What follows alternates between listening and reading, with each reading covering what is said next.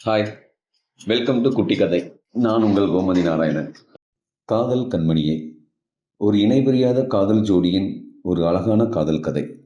கண்ணன் கண்மணி, இதுதான் நம் காதலர்கள். இந்த காதலர்கள் இடையே உள்ள உரையாடல் தான் இந்த கதை. கண்ணன் என கூப்பிட்டால் கண்மணி. சொல்லு கண்மணி என்றார் கண்ணன். கண்ணன், இந்த அன்பும் காதலும் ஒன்று தானே அப்படின்னு கேள்வி கேட்குறார். இதில் என்ன சந்தேகம் அப்படிங்கிறாரு கண்ணன். இல்லை, எல்லாத்தையும் அன்பு செலுத்துன்னு சொல்கிறாங்க, ஆனால் காதல்னு வரும்போது ஏன் பிரிக்க துடிக்கிறாங்க அப்படின்னு கேட்குறா. அதற்கு கண்ணன் சொல்கிறாரு, பொதுவாக நம்ம ஊரில் காதல்னா காமமாக தான் பார்க்குறாங்க. காதலும் காமமும் ஒன்றுன்னு தான் நினைக்கிறாங்க. அதை விட கொடுமை என்னன்னு கேட்டேன்னா, கல்யாணம் பற்றி ஒரு விஷயம் வரும்போது பெற்றவங்க எல்லாரும் தன்னோட உரிமையை தான் பார்க்குறாங்க இல்லையே, தன் பிள்ளைக்குன்னு ஒரு மனசு இருக்குது, அந்த மனசில் ஒரு உணர்வு இருக்குன்னு புரிஞ்சுக்கிறதில்ல. என்ன பண்ணுறது?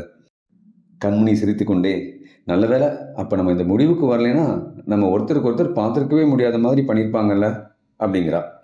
கரெக்ட் கண்மணி, இனிமேல் எல்லாமே இப்படி தான், நம்ம யாராலும் பிரிக்க முடியாது, நம்மளே சண்டை போட்டுக்கிட்டு தான் உண்டு அப்படிங்கிறாரு கண்ணன். கண்மணி கேட்குறா, ஆமாம், இப்போ நம்ம ஊரில் என்ன நடந்துட்டு இருக்கோம் அப்படின்னு ஆச்சரியமா. என்ன நடந்துட்டு இருக்கோம்? ஊருக்காரங்கெல்லாம் சண்டை போட்டுட்டு இருப்பாங்க, வேற என்ன நடக்குவாங்க அப்படிங்கிறாரு. நிஜமாவா சொல்கிற அப்படிங்கிற கண்மணி. கண்டிப்பா அப்படிங்கிறாரு. சரி வா, நம்ம போய் பார்க்கலாமா அப்படின்னு கேட்குறாங்க. எனக்கு ஒன்றும் இல்லை, உனக்கு இஷ்டம்னா சொல்லு, இப்போவே போகலாங்கிறார் கண்ணன்.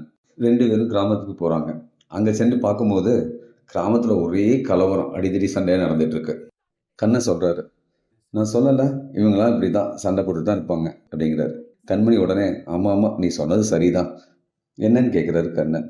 ஆனால் அங்கே அவங்க பக்கத்தில் இருக்கிற நம்ம உடலை அது எரிச்சிட்டோ புதைச்சிட்டோ இவங்க சண்டை போட்டுட்டு இருந்தா கொஞ்சம் சந்தோஷமாக இருந்திருக்கும் அப்படிங்கிறாங்க.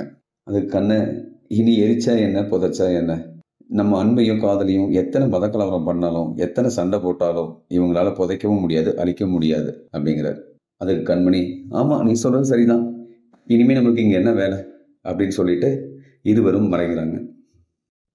என்னதான் இந்த உலகம் காலத்தால் வளர்ந்திருந்தாலும் இந்த ஜாதி வெறி, அந்தஸ்து பார்க்கறது, உரிமை பார்க்கறது இருக்கிற வரைக்கும் நம்மளால் இந்த தற்கொலையை தடுக்கவே முடியாது என்பதுதான் நிசப்தமான உண்மை.